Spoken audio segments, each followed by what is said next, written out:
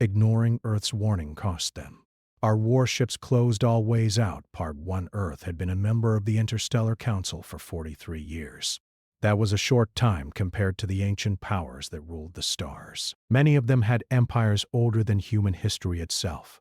To them, humanity was new, noisy, and still learning how things worked. Earth ships traded, explored, and talked a lot, but they rarely showed force. This made others careless. Ambassador John Carter stood inside the council chamber, waiting for his turn to speak. The chamber was massive, shaped like a hollow ring, with floating platforms for each species. Lights shifted softly across the walls, changing color to suit alien eyes. Humans had a simple platform. No glow, no symbols of power, just a clean metal disc and a small flag of Earth. Carter looked calm, but his jaw was tight. He had already said these words 3 times in private meetings. No one had listened then either. Behind him, a screen showed the Heliox border system. It was a quiet region of space near Earth's outer colonies, rich in minerals, stable stars, and safe travel lanes. Earth had claimed it years ago and placed small research stations there. No weapons platforms, no fleets. Just people working and living. The Heliox Coalition wanted it. The Council recognizes the representative of Earth, the chamber voice announced. Carter stepped forward. Members of the Council, he began, his voice steady. Earth formally warns the Heliox Coalition to halt all military movement toward the Heliox border system. That system is under human protection. Soft sounds moved through the chamber. Some were laughs. Others were curious clicks and hums. A Heliox delegate leaned forward, tall, silver-skinned, eyes like dark glass.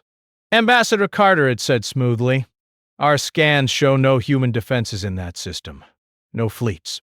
No stations capable of resistance. Are you asking us to believe in invisible weapons?" Carter did not raise his voice. "I am asking you to respect a warning." Another delegate spoke, this one from a trade empire. "With respect, Earth has never enforced a border by force. You negotiate. You complain. You file protests." "That is your history." That was true. Humanity had always tried to talk first. Sometimes only talked. Carter nodded.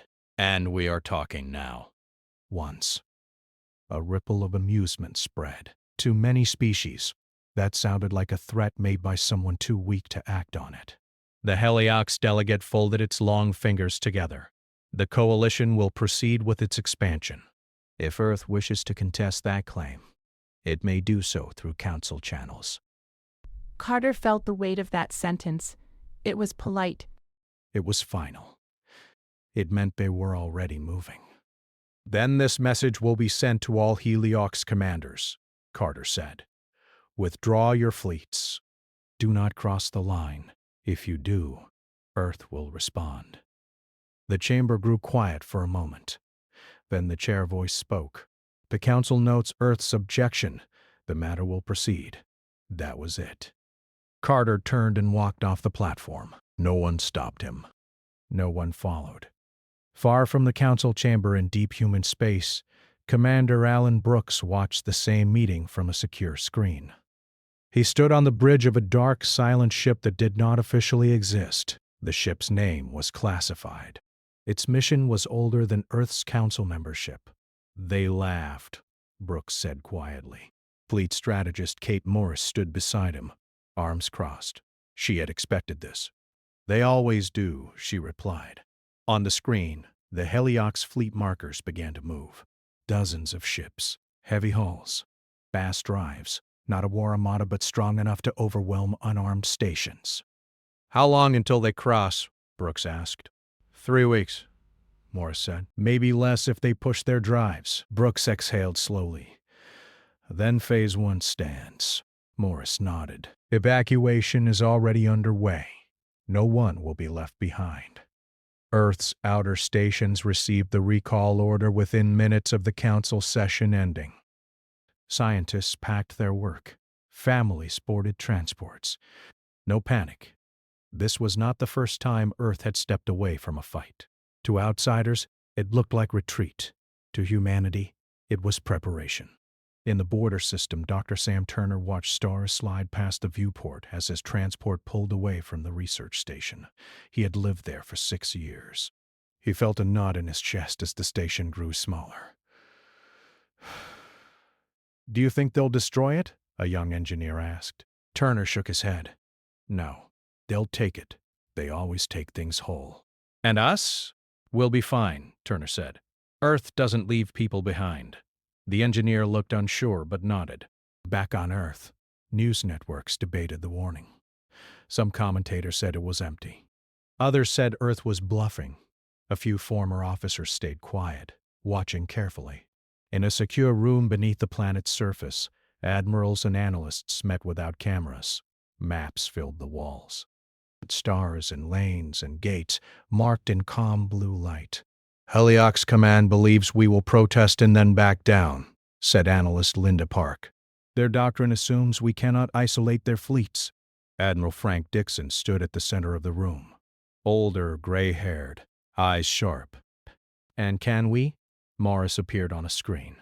"Yes, sir, if they enter as projected." "Losses?" Dixon asked. "Minimal," she said. If they ignore the warning fully. Dixon nodded once, then let them.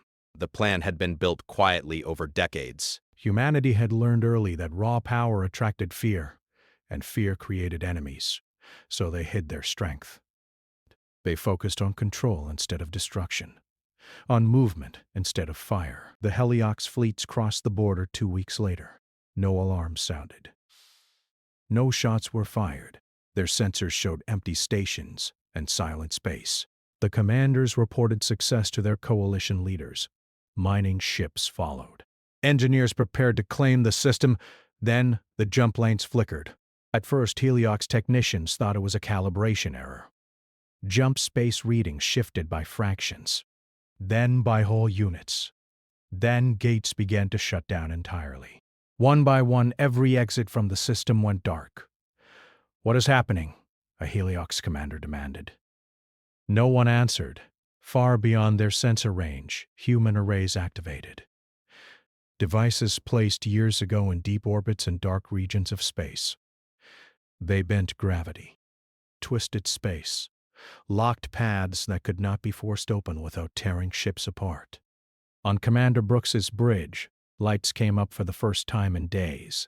"Containment complete," an officer said. Brooks allowed himself a thin smile. "Send the final notice." A transmission burst into the trapped system. Clear, simple. Human language translated into Heliox symbols. "You were warned. Do not attempt escape. Remain in place." On the Council world, Ambassador Carter watched the news reports change tone. Heliox fleets had gone silent. Trade routes through the region were disrupted. Questions flooded the council chambers. No one laughed now. Carter stood alone by a window, looking out at alien stars. He did not feel proud. He felt tired. "They should have listened," he said softly to no one. Part 1 ended there, with Earth's warning no longer words, but reality, waiting to close in. The Heliox fleets drifted in silent confusion. Their ships were still intact. Weapons were powered. Engines were ready. Yet every attempt to leave the system failed. Jump drives refused to lock. Gates stayed dark. Even emergency microjumps collapsed before forming. Space itself felt closed. Commander Selrek of the Heliox Vanguard stared at the tactical display. "Run diagnostics again," he ordered. The technician's voice shook. "We have, Commander. Navigation is stable. Engines are stable.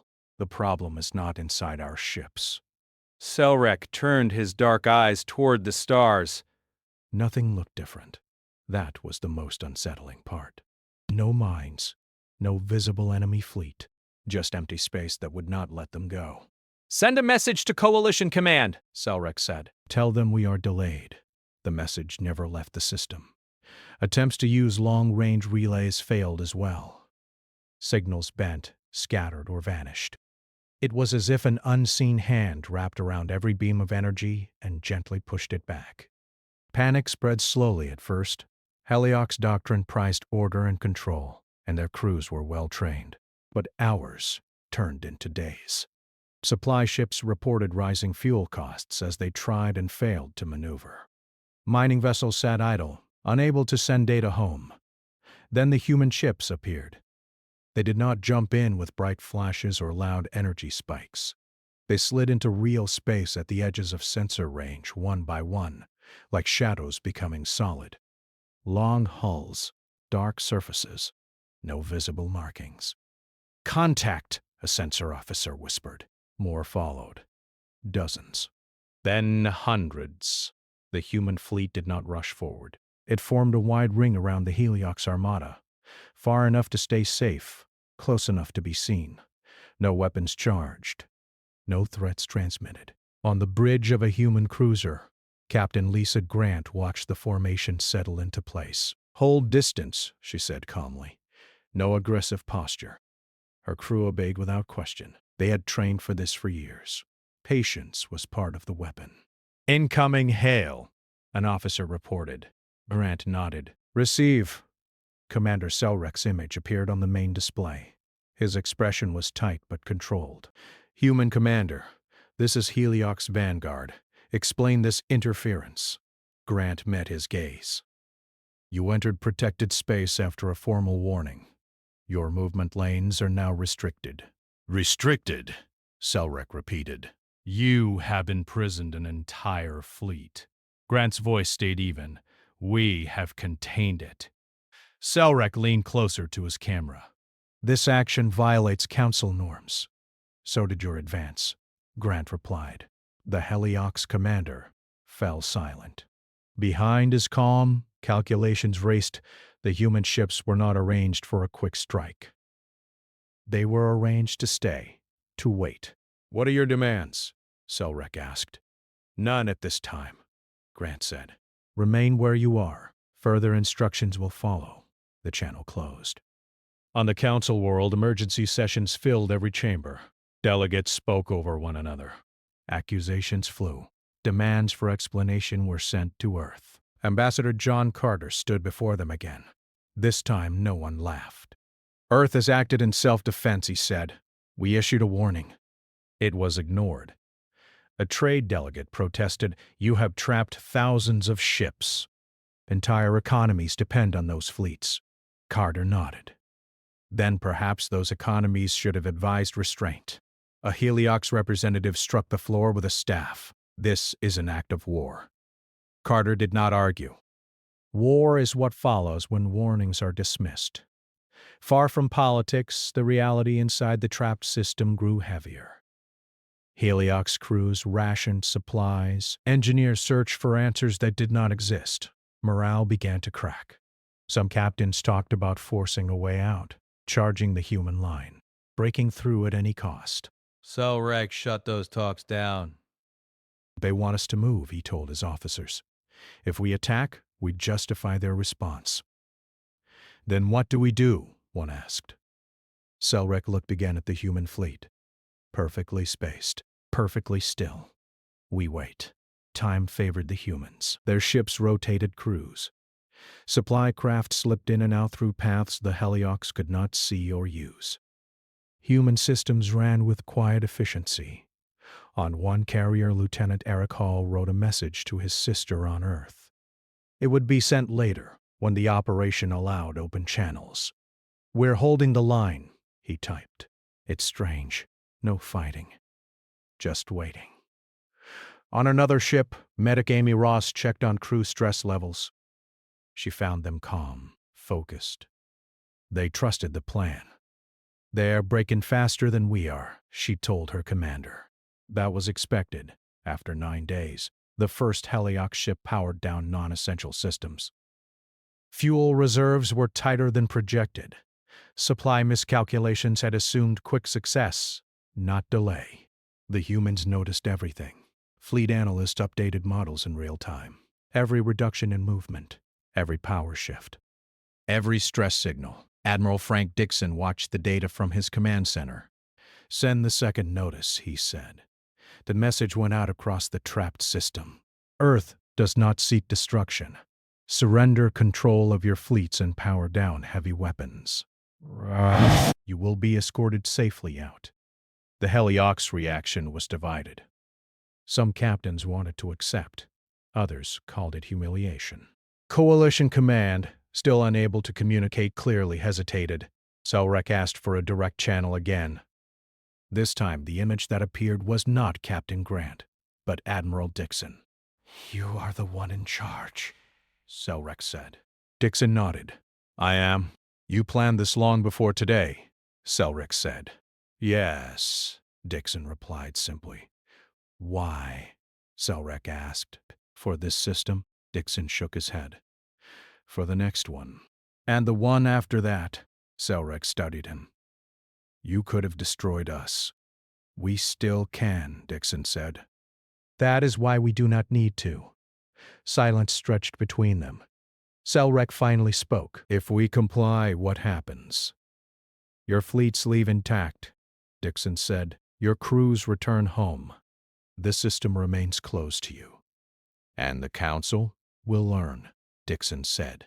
The channel closed. Hours passed. Then one Heliox ship powered down its weapons. Then another. Then dozens more. Human ships moved closer, slow and deliberate, guiding the disarmed vessels into controlled lanes. No shots were fired. No triumph signals sent. From the council chamber, delegates watched the feeds in stunned silence. Earth had not shouted, had not threatened. It had simply acted. Ambassador Carter stood quietly at the back, hands folded. A delegate beside him whispered, "You hid this well." Carter did not smile. "We hoped we would never need it." As the last Heliox heavy cruiser shut down its guns, the lesson became clear across known space. Earth's warnings were not noise. They were the final chance to turn back, and those who ignored them would find no way out once the doors closed. Space inside the trapped system felt heavy, not because of gravity, but because of waiting. Days passed with little change. Human ships held their positions. Heliox ships stayed quiet, their weapons powered down, their crews watching and listening. The human fleet slowly moved closer, not as a threat, but as control. Each movement was slow and clear, nothing sudden, nothing that could be seen as panic or anger. On one human command ship, Admiral Frank Dixon stood with his staff. Large displays showed the system from many angles. Every Heliox ship was marked, every power reading tracked. "They are complying," said analyst Kate Morris. "No weapon spikes, no drive tests." Dixon nodded. "Good. Keep pressure steady. Some council members are demanding faster action," said advisor Helen Brooks. "They want a clear end." Dixon shook his head. "Speed is not the goal. Understanding is." Inside a Heliox cruiser, Commander Selrek walked the long corridor of his ship. Lights were dimmed to save power. Crews spoke in low voices. No one laughed. No one argued. The silence felt sharp. An officer fell into step beside him. "Commander, crews are restless. They fear this will never end." Selrek stopped and looked at the officer. "It ends when we accept that we lost before we fired a shot." The officer lowered his head. Selrek returned to the bridge. The stars outside had not changed, but everything else had. The humans were closer now. Not close enough to strike, but close enough to remind them they were there. A new message arrived. This time, it was not a command. It was information. Human escort lanes will open in 6 hours. Ships that comply will be guided out in groups. Any hostile action will stop the process. Selrek closed his eyes for a moment. 6 hours. Enough time for mistakes. Enough time for pride to ruin everything. He opened a fleet-wide channel. "This is Selrek. We will comply fully. No actions without my order." Some captains objected. Others were relieved. None disobeyed. On the human side, Captain Lisa Grant watched the first escort lane form. Space bent gently as control fields adjusted. A narrow path appeared where none had existed before. "Unstable," reported a navigation officer. "Good," Grant said. "Bring them through." The first Heliox ship moved slowly. No weapons. No sudden thrust. It followed the lane like a wounded animal leaving a trap. Human ships flanked it, calm and silent. More followed. Hours turned into days as ship after ship was guided out. Human crews stayed alert but relaxed. There was no cheering. No victory talk. Lieutenant Jack Hill watched from his station. "They look smaller now," he said quietly. His commander nodded. "They always do, once they stop pretending." On Earth, the public finally learned the full story. Images of trapped fleets and calm human warships filled the screens. Commentators struggled to explain what they were seeing. "Earth never fired a shot," one said, yet an entire coalition fleet surrendered. Some celebrated. Others felt uneasy. In a small apartment, teacher Mary Lewis watched the news with her students. "This is history," she said. "Not because of force, but because of choice." Back at the council world, debates raged. Some species praised Earth's restraint, others feared it. A senior delegate spoke aloud what many thought. "If Earth can do this, what else are they hiding?" Ambassador John Carter answered calmly. "We are hiding nothing. We simply do not show everything." The final Heliox ship exited the system on the 7th day. Human control fields relaxed. Space slowly returned to normal. But the message remained. On a human observation ship, scientist Paul Adams reviewed the data. "Containment worked better than expected," he said. "Minimal strain on the fields." "Because they did not fight," replied Kate Morris. "We planned for resistance. Wisdom saved us time." Admiral Dixon looked at the empty system map. "Send notice to the Council. Operation complete." The notice was short. Heliox forces withdrawn. System secure. No losses. No boasting. No threats. Commander Selrek stood aboard his ship as it crossed into neutral space. Human escorts peeled away, one by one. A final transmission came through. "This concludes the escort. Do not return." Selrek did not reply. He watched the human ships vanish into dark space. One of his officers asked quietly, "Commander, will they chase us?" Selrek shook his head. "They do not need to." Weeks later, the Council passed new rules. Warnings issued by Earth would require full review. Border claims involving human space would no longer be tested lightly. Some called it unfair, others called it survival. On Earth, life returned to normal. Fleet stood down. Ships went dark again. Control arrays powered low, waiting. In a quiet command room, Dixon met with his senior officers. "This was not a victory parade," he said. "This was a lesson." Kate Morris nodded.